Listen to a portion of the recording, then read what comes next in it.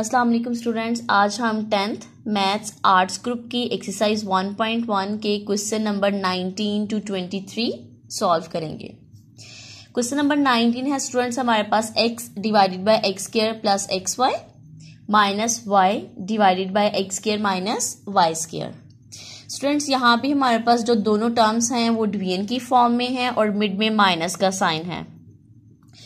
It means कि हम LCM तो लेंगे, लेकिन एलसीएम लेने से पहले हम ये भी देखेंगे स्टूडेंट्स कि क्या हमारे पास कोई ऐसा फैक्टर या कोई ऐसा वेरिएबल जो दोनों टर्म्स में से कॉमन निकलता हो और कॉमन निकालने से उसकी कटिंग होती हो। तो हम क्या करेंगे, उसे कॉमन निकालेंगे और कॉमन निकाल के उसकी कटिंग कर देंगे। कटिंग इसलिए करेंगे ताकि हमारे लिए इजी हो जाए कि हम उस फैक्टर को रिड्यूस करके देन उसका एलसीएम लेके तो उसको सॉल्व करेंगे। तो स्टूडेंट्स जो हमारे पास फर्स्ट टर्म है x तो एज इट इज, क्योंकि x के साथ तो हम कुछ भी नहीं कर सकते। डिनोमिनेटर में देखें तो यहाँ पे x की पावर क्या है 2, इट मीन्स यहाँ पे x कितने हैं 2 प्लस सेकेंड टर्म में देखें तो सेकेंड टर्म में भी x है और y भी है। इट मीन्स दोनों टर्म्स में x कौन सा है वो कॉमन है, तो हम x कॉमन निकाल लेते हैं स्टूडेंट्स। जब हमने x कॉमन निकाला, क्योंकि हम एक ही x कॉमन निकाल सकते हैं क्योंकि यहाँ पे सिर्फ एक x है, यहाँ पे तो x2 है लेकिन यहाँ पे x1 है, तो इट मीन्स दोनों में से हम 1 कॉमन निकाल सकते हैं जो दोनों में सेम हो। अब 1x तो हमने कॉमन निकाल लिया, तो रिमेनिंग यहाँ पे x2 थे, 1 हमने कॉमन निकाल लिया, तो हमारे पास पीछे कितना रह गया 1 प्लस का साइन एज इट इज। अब यहाँ सेकेंड टर्म में से x तो हमने बाहर कॉमन निकाल लिया हुआ, तो पीछे क्या रह गया स्टूडेंट्स y। अब अगर हम देखें तो हमारे पास जो न्यूमिनेटर है और डिनोमिनेटर है दोनों में x क्या है, एक जैसा है, तो हम इसे कैंसिल कर देंगे। तो रिमेनिंग हमारे पास क्या रह जाएगा 1 divided by x plus y. अब हम सेकेंड टर्म के पास आते हैं स्टूडेंट। सेकेंड टर्म में अगर हम देखें तो हमारे पास y तो अकेली टर्म है, उसके साथ हम कुछ नहीं कर सकते। X square minus y square, यहाँ पे हमारे पास दो टर्म्स हैं, दोनों का स्क्वायर है और मिड में माइनस का साइन है। स्टूडेंट जब भी कोई दो वैल्यूज जो कंप्लीट स्क्वायर हो जिनके ऊपर और मिड में माइनस का साइन हो, उसे हम एक दफा प्लस में लिखते हैं और एक दफा माइनस में लिखते हैं। अब हम इसे एक दफा x प्लस वाई हमने क्या किया, एक दफा प्लस में लिख लिया और एक दफा माइनस में लिख लिया। ये हमने यहाँ पे आइडेंटिटी ओपन की है, y x प्लस वाई और x minus y as it is. अब इन दोनों की न्यूमिनेटर की या डिनोमिनेटर में किसी भी वैल्यू की कटिंग नहीं होती। इट मीन्स अब हमने इसको रिड्यूस कर लिया, जो कॉमन निकलता था उसे कॉमन निकाल के कटिंग कर लिया। अब हम इसका एलसीएम ले लेंगे। एलसीएम स्टूडेंट्स, एलसीएम में यहाँ पे हमारे पास 2 फैक्टर्स हैं। फर्स्ट तो हम देखेंगे क्या दोनों में कोई चीज कॉमन है, क्योंकि एलसीएम में अगर कोई चीज कॉमन हो तो उसको हम एक ही दफा लिखते हैं। अगर हम देखें तो x प्लस वाई जो सा है वो दोनों ही टर्म्स के पास है, तो x प्लस वाई लिख लेंगे एलसीएम में, और x माइनस वाई सिंगल है तो उसे भी लिख लेंगे। जो दोनों में सेम होगा उसको 1 टाइम लिखेंगे, जो रिमेनिंग होगा उसको एज इट इज लिख लेंगे। अब जो भी हम एलसीएम लेते हैं वो हम फर्स्ट टर्म के लिए देखेंगे क्या वो फर्स्ट टर्म के डिनोमिनेटर में है एलसीएम। अगर हम देखें तो फर्स्ट टर्म के डिनोमिनेटर के पास x प्लस वाई है लेकिन x माइनस वाई नहीं है इधर, तो x माइनस वाई जो वैल्यू नहीं होती वो ऊपर वाली वैल्यू से क्या हो जाएगी, मल्टीप्लाई हो जाएगी। तो इसका मतलब x प्लस वाई तो है इसके पास लेकिन x माइनस वाई नहीं है, तो x माइनस वाई से मल्टीप्लाई हो जाएगा। अब इसके लिए भी चेक करेंगे, यहाँ पर अगर हम देखें तो x प्लस वाई भी है इसके पास और x माइनस वाई भी है, तो इसका मतलब कोई भी ऐसी वैल्यू नहीं है जो यहाँ पे नहीं है। इट मीन्स ऊपर वाली वैल्यू से कुछ भी मल्टीप्लाई नहीं होगा। अब अगर हम x माइनस वाई को 1 से मल्टीप्लाई करें तो हमारे पास क्या आएगा, x माइनस वाई ही आएगा और minus y as it is. x अब हमारे पास ये भी y है और ये भी y है, इनके पास कोफिशिएंट क्या है 1, -1 और -1। स्टूडेंट्स हम रफ वर्क में करते हैं, माइनस माइनस क्या होता है प्लस, 1 और 1 ऐड करेंगे तो 2 और दोनों के साथ साइन कौन सा है माइनस का, तो यहाँ पे -1y और -1y हमारे पास क्या आ जाएगा -2y। और फ्रैक्शन में डिनोमिनेटर में अगर हम देखें तो स्टूडेंट्स हमारे पास 2 वैल्यूज हैं और यहाँ पे ये मल्टीप्लाई हो रहे हैं क्योंकि फर्दर हम कटिंग नहीं कर सकते, तो दोनों ही वैल्यूज सेम हैं। सिर्फ साइन का जोन सा वो डिफरेंस है। जब आपके पास दोनों ही वैल्यूज एग्जैक्ट सेम हो और साइन जोन से हैं वो ऑपोजिट हो तो हम डायरेक्ट मल्टीप्लिकेशन करते हैं। एक्स को एक्स से मल्टीप्लाई करेंगे तो हमारे पास क्या आ जाएगा, एक्स की power 2 plus minus minus y को वाई से मल्टीप्लाई करें तो क्या आ जाएगा, वाई की पावर 2 वाई स्क्वायर। अब इन दोनों की कटिंग नहीं होती फर्दर स्टूडेंट्स, तो इट मीन्स 19 क्वेश्चन नंबर 19 का सोल्यूशन हमारे पास क्या आ गया, x minus 2y divided by x square minus y square. Next हमारे पास क्वेश्चन नंबर 20 है। क्वेश्चन नंबर 20 में स्टूडेंट्स हमारे पास 2 फैक्टर्स हैं और मिड में माइनस का साइन है। इसका मतलब इसमें भी हम एलसीएम लेंगे और एलसीएम लेने से पहले हम चेक करेंगे कि हमारे पास जो फैक्टर्स गिवन हैं, जो टर्म्स गिवन है, क्या उसमें से कुछ कॉमन हम निकाल सकते हैं और कॉमन निकालने से क्या उनकी कटिंग होती है। अगर हम फर्स्ट देखें एक्स प्लस वाई में से हम कुछ भी कॉमन नहीं निकाल सकते क्योंकि दोनों टर्म्स ही हमारे पास सेपरेट हैं। एक्स में और वाई दोनों ही अलग अलग वैल्यूज हैं। अगर हम इसके डिनोमिनेटर में देखें तो यहाँ पे हमारे पास वाई है और इसकी जो सेकंड टर्म है यहाँ पे भी वाई है। इसका मतलब हम इन दोनों टर्म्स में से वाई कॉमन बाहर निकाल सकते हैं।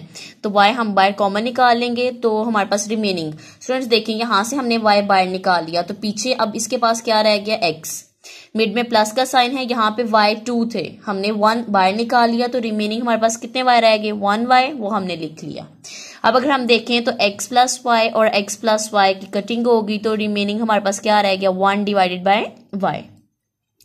अब हम सेकंड टर्म के पास आते हैं स्टूडेंट्स। x तो हमारे पास सिंगल वैल्यू है वो एज इट इज आ गई। इसके डिनोमिनेटर में अगर हम देखें तो ये 2 टर्म्स हैं और दोनों टर्म्स में x जोन सा वो एक जैसा है, हम x कॉमन निकालेंगे। यहाँ पे x 2 थे, 1 हमने कॉमन निकाल लिया तो रिमेनिंग क्या रह गया, 1 माइनस इस टर्म में से तो हम x बाहर निकाल चुके हैं तो पीछे हमारे पास क्या रह गया, y। अब यहाँ पे x से कैंसिल हो गया तो हमारे पास क्या रह गया, 1 divided by x minus y। अब फर्दर इनकी कटिंग नहीं होती। अब हम इसका एलसीएम ले लेते हैं क्योंकि हमने इसको रिड्यूस कर दिया है। तो स्टूडेंट्स अगर हम देखें तो y और x माइनस वाई दोनों ही सेपरेट टर्म्स हैं तो एलसीएम में दोनों वैल्यूज आ जाएंगी, y भी आ जाएगा और x माइनस वाई भी आ जाएगा। अब हम चेक करेंगे जो हमने एलसीएम लिया है क्या वो फर्स्ट टर्म के डिनोमिनेटर में है। अगर हम देखें तो y तो है इसके पास लेकिन x माइनस वाई नहीं है। जो वैल्यू नहीं होती वो उसके ऊपर वाली वैल्यू से क्या हो जाती है, मल्टीप्लाई। तो इसका मतलब x माइनस वाई 1 से क्या हो जाएगा, मल्टीप्लाई हो जाएगा। इसी तरह हम सेकंड टर्म के लिए भी चेक करेंगे। यहाँ पर अगर हम देखें तो x माइनस वाई तो है इसके पास लेकिन y नहीं है। y हम क्या करेंगे, इसके ऊपर वाली वैल्यू से मल्टीप्लाई करवा देंगे। स्टूडेंट्स अगर हम x माइनस वाई को 1 से मल्टीप्लाई करवाएंगे तो इसका मतलब वही टर्म आ जाएगी x माइनस वाई। मिड में माइनस का साइन है, y को 1 से मल्टीप्लाई करें तो y 1 टाइम y आ गया स्टूडेंट्स हमारे पास। x minus y minus minus is plus तो हमारे पास कितने y आ गए, माइनस 2y। और फ्रैक्शन में हमारे पास कोई भी टर्म जोन सी है हम लिख लेते हैं first students y x minus y. अब इनकी कटिंग तो नहीं हो रही, इट मीन्स हमारे पास जो डिनोमिनेटर में वैल्यू है हम दोबारा से इसको मल्टीप्लाई कर देते हैं। x माइनस 2y, x को y से या y को x से मल्टीप्लाई करेंगे तो क्या आ जाएगा, एक्स वाई। माइनस का साइन है मिड में और y से मल्टीप्लाई होगा तो क्या आ जाएगा, y स्क्वायर। ये हमारे पास क्वेश्चन नंबर 20 का सॉल्यूशन आ गया students. Question number 21। Question number 21 में भी हमारे पास 2 ही टर्म्स हैं और दोनों ही माइनस हो रही हैं और फ्रैक्शन में है। इसका मतलब यहाँ पे भी एलसीएम लेंगे। फर्स्ट हम देखेंगे क्या कोई चीज़ कॉमन निकलती है और कॉमन निकलने से उसकी कटिंग होती है। अगर हम स्टूडेंट्स देखें तो इस टर्म को अगर हम देखें तो ये दोनों टर्म सेम है, एग्जैक्ट सेम है, साइन भी सेम है और वैल्यूज भी सेम है तो यहाँ से तो इसकी डायरेक्ट कटिंग हो गई। तो हमारे पास यहाँ पे क्या आ गया, अगर हम देखें तो x प्लस 1 स्क्वायर का मतलब है ये टर्म्स हमारे पास 2 टाइम है तो हम इसे ओपन करके लिख लेते हैं x प्लस 1 क्योंकि इसकी पावर में क्या था 2 तो हमने इसको सेपरेट करके लिख लिया। और डिवीजन में students x square minus x के ऊपर तो हमारे पास कंप्लीट स्क्वायर है माइनस, अगर हम स्टूडेंट्स 1 का स्क्वायर ले लें, 1 का स्क्वायर क्या होता है स्टूडेंट्स, 1 ही होता है। हम इसको रफ वर्क में करके देख लेते हैं स्टूडेंट्स। x के ऊपर स्क्वायर था और -1 एज इट इज था, हमने क्या किया 1 के ऊपर भी स्क्वायर ले लिया क्योंकि अगर हम 1 का स्क्वायर लें तो किसके इक्वल आएगा स्टूडेंट्स, 1 के इक्वल ही आएगा। इट मीन्स के 1 का स्क्वायर लेने से 1 को कोई फर्क नहीं पड़ेगा। जब भी हमारे पास टू वैल्यूज स्क्वायर की फॉर्म में होती हैं, कंप्लीट स्क्वायर की फॉर्म में, मिड में माइनस, ठीक है, मिड में माइनस होता है, तो हम क्या करते हैं, उन वैल्यूज को एक दफा प्लस में लिख लेते हैं और एक दफा माइनस में लिख लेते हैं। इसी तरह हम इसको भी ओपन करते हैं स्टूडेंट्स, x+1 x-1, माइनस का साइन एज इट इज, इन दोनों की तो कटिंग होगी, तो रिमेनिंग हमारे पास क्या रहेगा स्टूडेंट्स 1। अब अगर हम इस वैल्यू को देखें तो यहाँ पे x+1 से कैंसिल हो गया, तो रिमेनिंग हमारे पास क्या बचा, x+1 और डिनोमिनेटर में x-1 और ये -1 एज इट इज।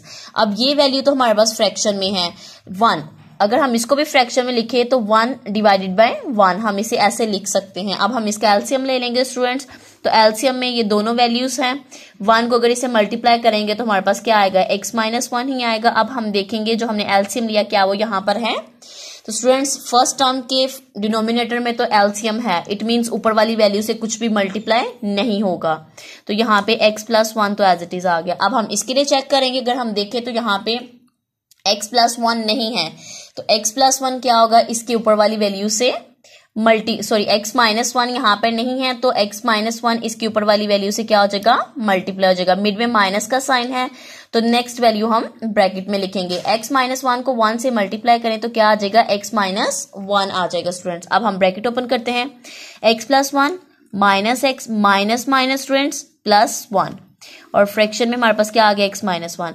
अब यहाँ पे x पॉजिटिव है और ये नेगेटिव है, दोनों कैंसिल आउट हो गए, रिमेनिंग हमारे पास क्या बचा, 1 + 1 2 और डिनोमिनेटर में x-1 और फर्दर इनकी कटिंग नहीं होती और ना ही ये सॉल्व होते हैं। तो इस तरह क्वेश्चन नंबर 21 का सॉल्यूशन भी हमारे पास आ गया स्टूडेंट्स। क्वेश्चन नंबर 22 में हमारे पास स्टूडेंट्स देखें तो 1 2 और 3 टर्म्स हैं और इसमें प्लस माइनस भी है, इसका मतलब अब हम तीनों टर्म्स को साथ लेके इसका एलसीएम लेंगे और सॉल्व करेंगे स्टूडेंट्स। फर्स्ट टर्म अगर हम देखें, फर्स्ट तो हम देखते हैं कुछ कॉमन निकलता है, किसी की फैक्टराइजेशन होती है वो फैक्टर्स में डिवाइड होता है तो उसको डिवाइड करेंगे। 5x में से कुछ भी कॉमन नहीं निकलता क्योंकि यहाँ पे एक ही टर्म है, तो 5x एज इट इज।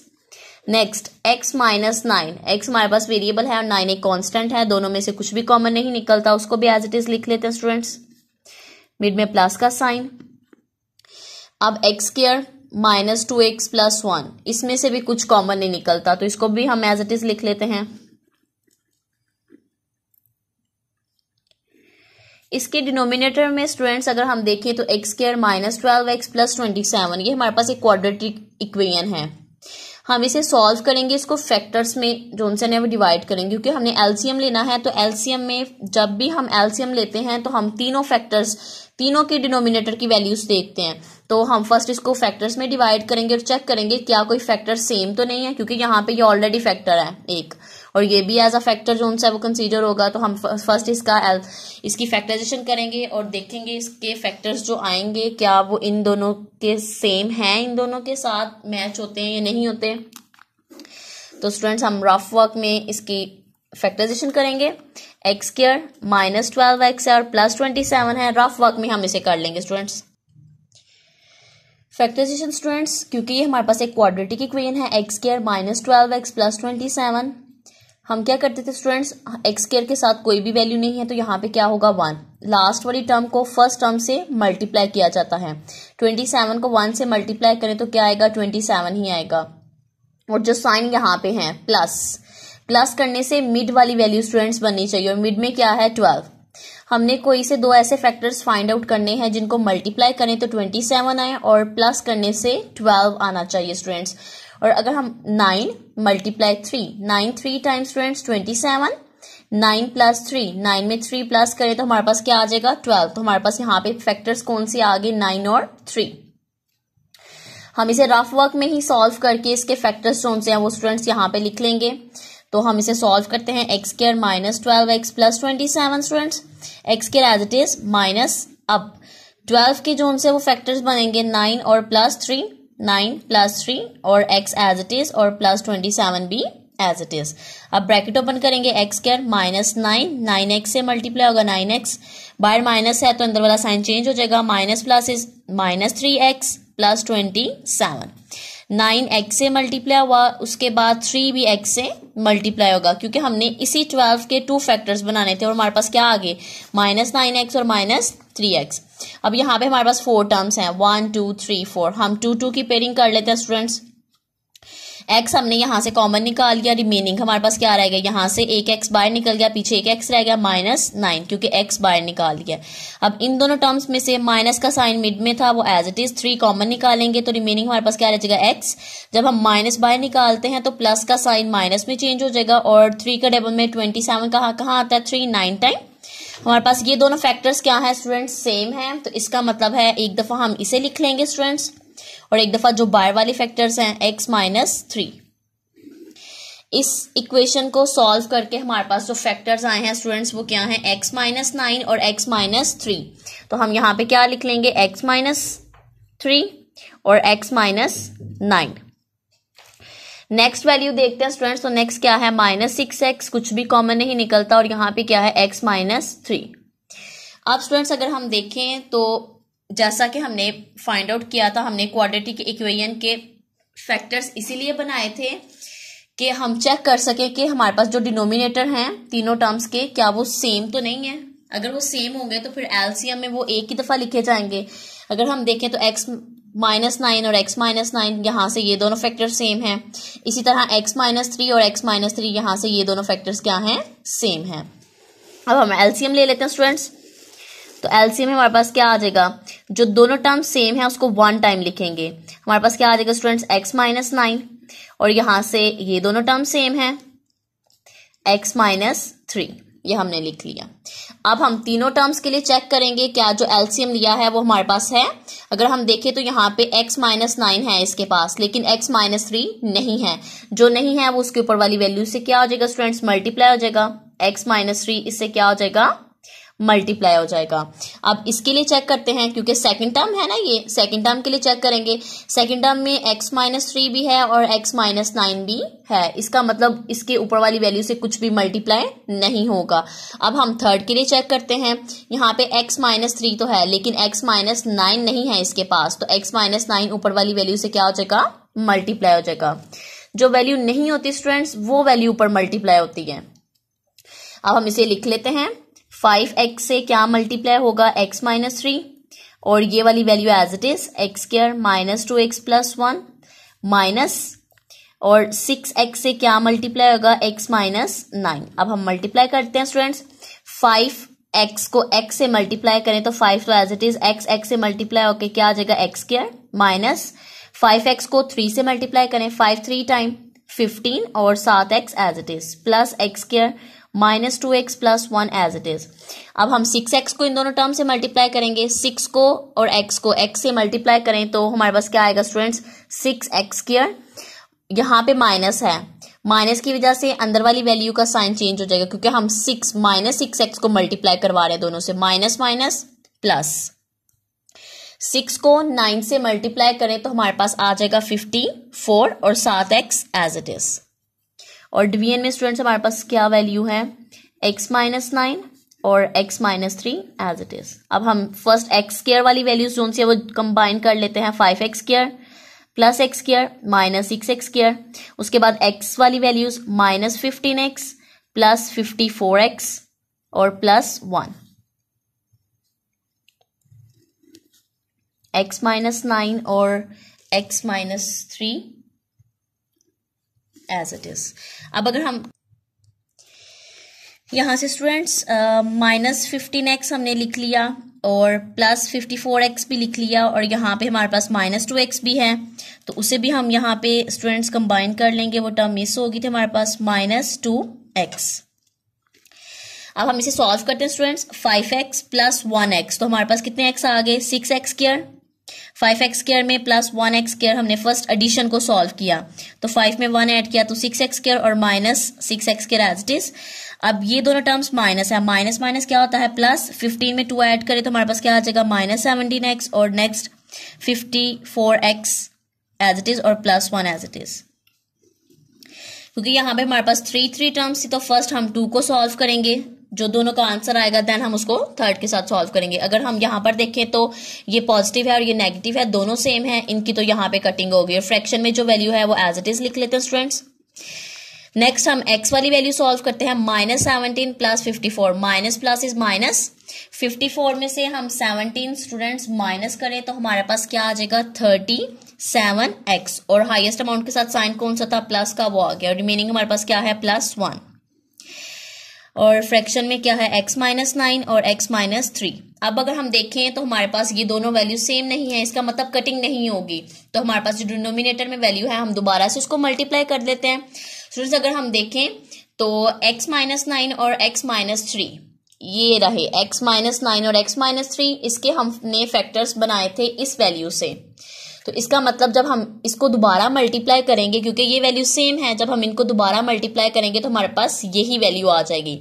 तो आप यहां से डायरेक्ट जोन सा है, दोबारा से मल्टीप्लाई करने से बेहतर है आप यहां से डायरेक्ट ये, क्योंकि हमारे पास ये फैक्टर था ना, एज इट इज सेम है, हमने इसी से ये फैक्टर्स बनाए थे। तो इसका मतलब हम जब इनको दोबारा से मल्टीप्लाई करेंगे तो हमारे पास ये इक्वेशन आ जाएगी। तो हम दोबारा से मल्टीप्लाई करने से बेहतर है हम इसी इक्वेशन को यहां पर लिख लेते हैं, क्योंकि आंसर तो यही आएगा। ये हमारे पास आंसर आ गया 22 क्वेश्चंस का। Question number 23। क्वेश्चन नंबर 23 में अगर हम देखें तो दोनों वैल्यूज तो फ्रैक्शन में हैं, लेकिन अब मिड में प्लस और माइनस का साइन नहीं है स्टूडेंट्स, डिवीजन का साइन है। तो डिवीजन का साइन हम हमेशा मल्टीप्लाई में चेंज करेंगे, और जो इसकी राइट हैंड साइड पे वैल्यू होगी उसका रेसिप्रोकल ले लेंगे। रेसिप्रोकल का मतलब है ये इनवर्स हो जाएगी, x -2 ऊपर चला जाएगा और x नीचे आ जाएगा। फर्स्ट हम x² -4x + 4 as it is लिखते हैं।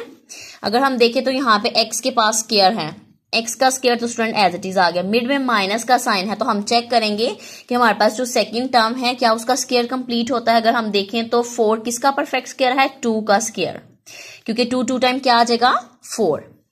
तो x² -4x + 4 as it is. अब यहाँ पे हमारे पास 2 टर्म्स हैं, दोनों का स्क्वायर क्या है कंप्लीट, और जब भी 2 वैल्यूज का स्क्वायर कंप्लीट हो और मिड में माइनस का साइन हो तो हम क्या करते हैं, उसे एक दफा प्लस में लिख लेते हैं और एक दफा माइनस में लिख लेते हैं, और next value as it is, क्योंकि कुछ भी कटिंग नहीं होती। अब हम क्या करेंगे, डिवीजन का जो साइन है उसे मल्टीप्लाई में चेंज करेंगे स्टूडेंट्स। जैसे ही हम डिवीजन के साइन को मल्टीप्लाई में चेंज करेंगे, जो हमारे पास राइट हैंड साइड वाली वैल्यू होगी वो इनवर्स हो जाएगी, x -2 ऊपर आ जाएगा और x नीचे आ जाएगा। अब जब भी आपके पास मिड में माइनस का साइन हो स्टूडेंट्स, तो आप क्रॉस में उसकी कटिंग देखेंगे, और कटिंग सेम टर्म्स की होगी। अगर हम इनकी कटिंग देखें तो इनकी कटिंग तो नहीं होती, क्योंकि ये x² -4x + 4 है और ये x है, ये सेम टर्म्स नहीं है। अगर हम इनकी कटिंग देखें तो हमारे पास ये x -2 से क्या हो जाएगा, कैंसिल हो जाएगा। तो रिमेनिंग हमारे पास यहाँ पे ये हमारे पास कौन सी है, x -2 से कैंसिल हो गया। तो रिमेनिंग हमारे पास क्या बचा, x² -4x + 4, और फ्रैक्शन में x + 2, मल्टीप्लिकेशन यहाँ पे क्या बचा 1/x। अब फर्दर कटिंग नहीं होती तो हम सीधा सीधा मल्टीप्लाई कर देंगे। जब फर्दर कटिंग ना हो तो आप सिंपल सीधा सीधा क्या करते हैं, मल्टीप्लाई कर लेते हैं। अगर इस पूरी टर्म को हम 1 से मल्टीप्लाई करें तो हमारे पास यही टर्म आ जाएगी स्टूडेंट्स। x को इन दोनों से मल्टीप्लाई करेंगे, x² -4x + 4 as it is. अब हम x को x से मल्टीप्लाई करें तो हमारे पास क्या आ जाएगा, x² प्लस x को 2 से मल्टीप्लाई करें तो हमारे पास क्या आ जाएगा 2x, और फर्दर इनकी कटिंग नहीं होगी। तो हमारे पास क्वेश्चन नंबर 23 का भी सोल्यूशन आ गया स्टूडेंट्स। आज हमने इस वीडियो में स्टूडेंट्स क्वेश्चन कौन कौन से क्वेश्चन किए हैं, 19 क्वेश्चन किया है, 20 क्वेश्चन किए हैं, 21, 22 और 23। Thank you students.